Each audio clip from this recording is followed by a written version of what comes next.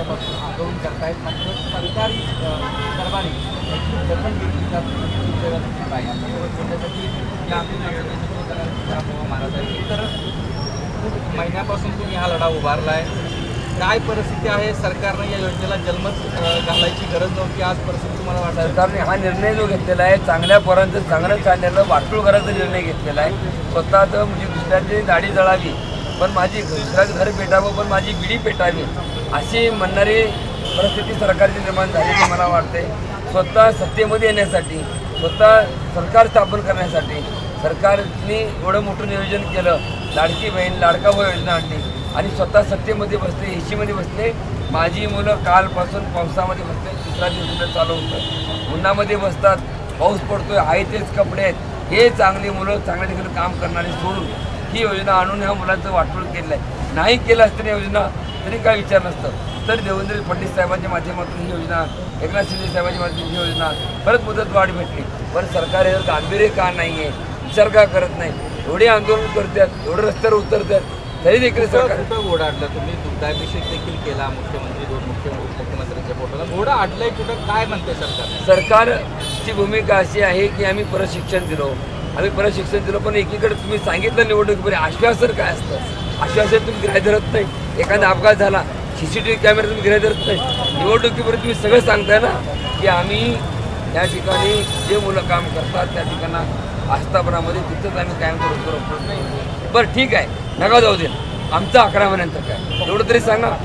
आम्हाला बोलवा, आमची मिटिंग घ्या, आमची चर्चा घ्या, आमच्या लोकांवर हात फिरवा आणि सांगा बाळांनो हे फक्त निवडणुकीपुरतं तुम्हाला आणलं होतं आणि आता 11 महिने झाले. जो कागद तुम्हाला दिलेला आहे तो कागद आमची आठवण म्हणून घरात लावा.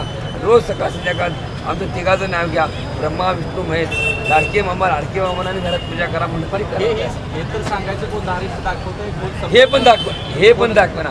इथं सांगलीमध्ये कालपासून आहे, नगरपालिका ह्या ठिकाणी आहे, सगळी या ठिकाणी जिथं बसलेत 36 जिल्ह्यातली मुलं आहेत. एवढी गैरसोय ह्या ठिकाणी आहे.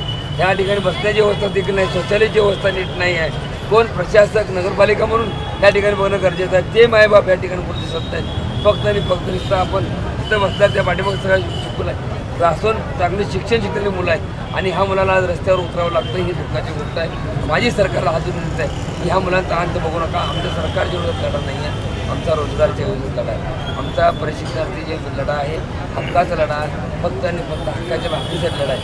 आम्हाला सरकारला नाव ठेवण्यासाठी नाही, आमच्या कर्मावर नाव ठेवण्यासाठी आम्ही जोरपुत्र आमच्या हक्काची भाकर मिळत नाही, जोरपुत्र आम्ही अमरण पोचून या ठिकाणी उठणार नाही. हा ठाम निर्णय आम्ही या ठिकाणी घेतलो. माझ्यासोबत फक्त प्रशिक्षण 36 लागते. आम्ही आमच्या माध्यमातून आम्हाला एकनाथ शिंदे साहेबांवरती पूर्ण विश्वास आहे. ते काहीतरी यातून मार्ग काढू शकतात, तरी योजना चालू केली, त्याच्या सगळ्या योजना तर बंद पडत गेल्या. पण ही तरी एक लाडका भाऊ लाडकी बहीण एवढं तरी नशिबाला ठेवा. कोण मंत्री वगैरे तर संपर्क करते? संपर्कामध्ये आता मंत्री महोदय आम्ही आता ह्याच्यापूर्वी आम्हाला माननीय परिषद गोपाल साहेब यांच्या माध्यमातून आम्ही बऱ्याचदा चर्चा केली होती. त्यांनी आम्हाला मध्यस्थी करून आम्हाला वाटप थांबवलं होतं. आता पुन्हा एकदा त्यांच्याकडेच आम्ही मागणी करतो की आम्हाला कुठली हक्काची भाकर या मुलांना मिळलं पाहिजे किंवा आमचा कोणतरी विचार झाला पाहिजे किंवा कोणतं काम झालं पाहिजे. हीच आमची. तर हे चित्र या मुख्यमंत्री किंवा कार्यकर्त्यांच्या आंदोलनात सरकारच या आता या मुख्यमंत्री